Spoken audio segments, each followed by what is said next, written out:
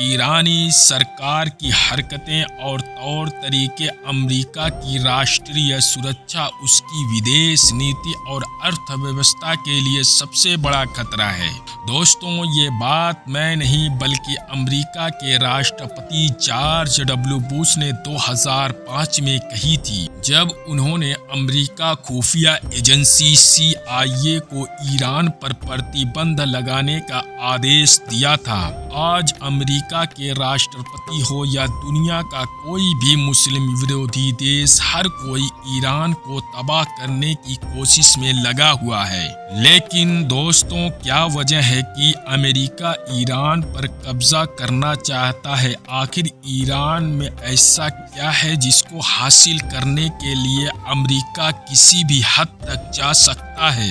दोस्तों, ईरान मध्य पूर्व का एकमात्र ऐसा देश है जिसे तबाह करने के लिए अमेरिका ने अपनी पूरी ताकत लगा दी, लेकिन आज तक वह ईरान को अपने कब्जे में नहीं कर पाया। दोस्तों, उसने कई बार ईरान में तख्ता पलट किया और न जाने कितने प्रतिबंध लगाए, यहाँ तक कि अपने पालतू इजराइल को भी मध्य पूर्व में स्थापित कर दिया, लेकिन वह उस चीज को हासिल नहीं कर सका जो ईरान की धरती में आज भी सुरक्षित है। Mining.com की रिपोर्ट के मुताबिक ईरान इस वक्त दुनिया का सबसे बड़ा खनिज उत्पाद देश है। ईरान की धरती के नीचे जिंक, तांबा, नमक, कोयला, लोहा, यूरेनियम, जस्ता, सोना, एल्युमिनियम, सल्फर और लिथियम के अपार भंडार हैं। ये वो खजाने हैं जिनके बारे में अमेरिका को तब से ही पता चल गया जब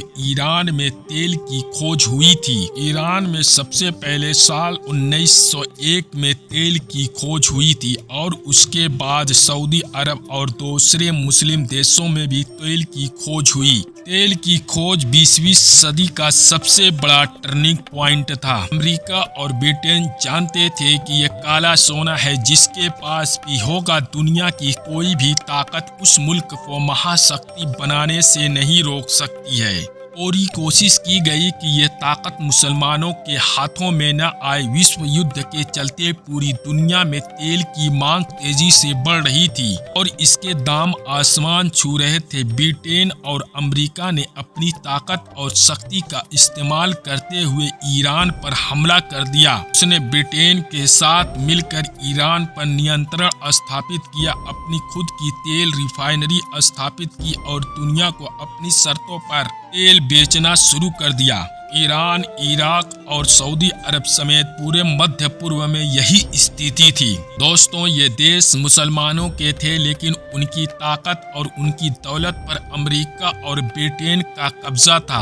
मुस्लिम देशों को अपने देश से निकाले जाने वाले तेल का रेट तय करने का भी अधिकार नहीं था। 1952 में जब मोहम्मद मुसद्दिक ईरान की सत्ता में आए तो उन्होंने देश के पेट्रोलियम उद्योग को अपने कब्जे में लेने की योजना बनाई और इसी दौरान ईरान की पहली नेशनल ईरानी ऑयल कंपनी की स्थापना की गई। दोस्तों, उन्होंने ब्रिटेन की एंग्लो ईरानी ऑयल कंपनी को ईरान से बाहर निकाल दिया। अमेरिका और ब्रिटेन के लिए यह ना बर्दाश्त करने वाला ईरान का फैसला, जिन ईरानी लोगों को वे सालों से बेवकूफ बनाते आ रहे थे, वही अब उनके सामने उनके मालिक बनकर खड़े थे और अमेरिका उनकी शर्तों पर तेल खरीदने को मजबूर था।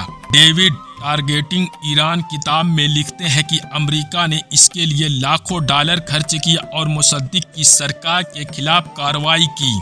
एक बड़े पैमाने पर अभियान चलाया गया और इसे ऑपरेशन अजाक्स का नाम दिया गया, जिसका उद्देश्य मुसद्दिक को ईरान की गद्दी से हटाकर उसकी सत्ता अमेरिका के समर्थक राजा शाह पहलवी को सौंपना था। और आखिरकार वही हुआ। अमेरिका ने अपनी ताकत का इस्तेमाल करके मुसद्दिक को ईरान की गद्दी से हटा दिया। अब ईरान की सत्ता राजा शाह पहलवी के हाथ में थी, वही राजा शाह पहलवी जिसके बारे में आयतुल्लाह खमैनी ने कहा था कि ये वही शख्स है जिसने हमें अमेरिका के हाथों बेच दिया। जब अमेरिका ने मध्य पूर्व के बीचों बीच इजराइल जैसे नापाक देशों की स्थापना की तो उसे मान्यता देने वाला पहला शख्स राजा शाह पहलवी ही था। 1950 के दशक में एक रिपोर्ट प्रकाशित हुई जिसमें बताया गया था कि ईरान की धरती के नीचे सोने के ऐसे पहाड़ और तेल के ऐसे भंडार हैं जो उसे दुनिया का सबसे अमीर देश बना सकते हैं, और अमेरिका उन्हीं सोने के पहाड़ों और तेल के भंडारों के लिए ईरान आया था। इसके लिए अमेरिका ने कभी पाकिस्तान को ईरान से लड़वाया तो कभी उसे उखाड़कर ईरान में घुसने की कोशिश की। आज भी अमेरिका ईरान के खिलाफ लड़ रहा है। ईरान पर जो युद्ध की कोशिश की जा रही है उसके पीछे वजह यह है कि जैसे तेल मिलने के बाद अमेरिका ने मुस्लिम देशों पर कब्जा कर सालों तक उनके तेल का इस्तेमाल किया और फिर उन्हें बर्बाद करके छोड़ दिया, उसी तरह अमेरिका आज भी यही चाहता है कि वह किसी भी तरह ईरान की प्राकृतिक संसाधनों पर कब्जा कर सके। दोस्तों, ईरान की ताकत का अंदाजा इसी बात से लगाया जा सकता है कि इस समय पूरी दुनिया में 89 मिलियन टन लिथियम का भंडार है, जिसमें से अकेले ईरान के पास 8.5 मिलियन टन लिथियम है। ईरान का कहना है कि भारत में लिथियम के कई ऐसे भंडार हैं जिनका उसने खुलासा नहीं किया। लिथियम आज दुनिया के सबसे अहम और महंगे खनिजों में से एक है, जिसका इस्तेमाल बैटरी से लेकर न्यूक्लियर एनर्जी तक में होता है। दोस्तों, हमारे मोबाइल फोन से लेकर दुनिया में अक्सर इस्तेमाल होने वाली बैटरी इसी मटेरियल से बनती है। लिथियम ईरान के जरिए बनता है। ईरान मध्य पूर्व का पहला देश है जिसने लिथियम की खोज की। अगर ईरान के अलावा कोई और मुस्लिम देश होता तो अमेरिका अब तक उस पर हमला करके उसके खजाने पर कब्जा कर चुका होता। लेकिन दोस्तों, ईरान का मुकाबला करना किसी भी कीमत पर अमेरिका के लिए आसान नहीं है। यह एक ऐसा देश है जिससे अमेरिका भी डरता है और उसकी वजह से ईरान का इतिहास है। ईरान ने अमेरिका को उस समय अपने देश से बाहर निकाल दिया था जब पूरी दुनिया में कोई भी उसके खिलाफ खड़े होने की हिम्मत नहीं जुटा पाया था। दोस्तों, 57 से ज्यादा मुस्लिम देश हैं, लेकिन ईरान का वो दबदबा है जो अमेरिका के सामने किसी और का नहीं है। सऊदी अरब जैसा देश भी गाजा के मुद्दे पर उतना खुलकर विरोध नहीं कर पाया जितना ईरान ने किया। ईरान ने इजराइल पर हमला करके ये साबित कर दिया है अमेरिका जानता है कि जिस दिन वह ईरान पर कब्जा कर लेगा पूरा मध्य पूर्व उसका हो जाएगा। लेकिन ईरान कोई छोटी चीज नहीं है, बल्कि एक ऐसी शक्ति है। अरब देशों को ईरान से सीखना चाहिए कि नकारात्मक शक्तियों का मुकाबला कैसे किया जाता है। वैसे आप ईरान के बारे में क्या सोचते हैं, नीचे कमेंट में जरूर बताएं। क्या आप ईरान को एक शक्तिशाली देश मानते हैं? यदि हाँ तो कृपया इस वीडियो को लाइक और इस वीडियो को अधिक से अधिक शेयर करें। कृपया हमारे चैनल को सब्सक्राइब करना न भूलें और बेल आइकन दबाएं। मिलते हैं फिर नेक्स्ट वीडियो में, तब तक के लिए अल्लाह हाफिज।